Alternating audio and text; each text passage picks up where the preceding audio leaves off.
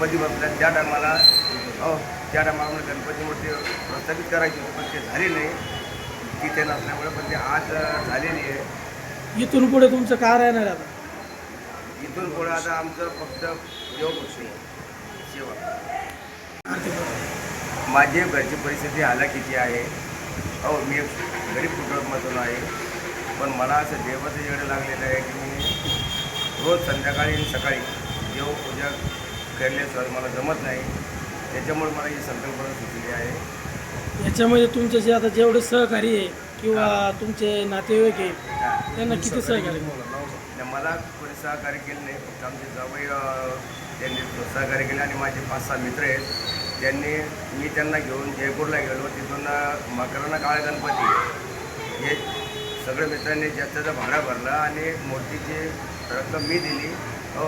आणि त्याच्यानंतर आम्ही पुन्हा विठ्ठल रुक्माई मंदिर आमच्या इथं जागृत हनुमान मंदिर आहे, पण आमच्या मित्राला एक कल्पना सुचली की आपल्याला इथं गणपती मंदिर पाहिजे. तर त्यांनी त्याची इच्छा प्रकट केली आमच्याजवळ.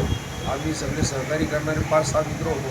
एक कृष्णा भाऊ, धनवडे मामा, धनसिंग मामा आणि जगनदादा असे आम्ही 5-6 मित्रांनी यांना सपोर्ट केला. फक्त पूर्ण खर्च मनोहरराव बसरोडे यांनी केलेला आहे. आणि या निमित्तानं आम्ही 3 दिवस कीर्तन भजनाचा कार्यक्रम ठेवून आज गणपतीची प्राणप्रतिष्ठा केलेली आहे.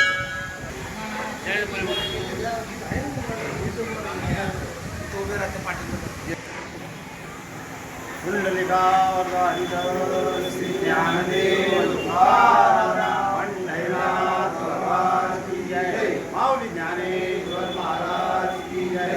जगद्गुरु तुकाराम महाराज की जय. शांती ब्रह्म एकनाथ महाराज की जय. बजरंग बली हनुमान